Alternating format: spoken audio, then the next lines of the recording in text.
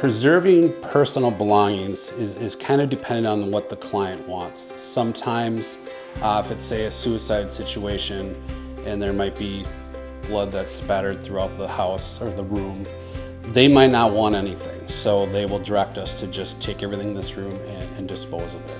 If it's a situation where there's an unattended death, but there are things they want to keep, we will clean and sanitize those items before removing them from the room with the directly affected room. Our normal procedure for if a client doesn't give us any direction is anything that you and I would consider valuable, whether it be documents, bank statements, money, jewelry, pictures.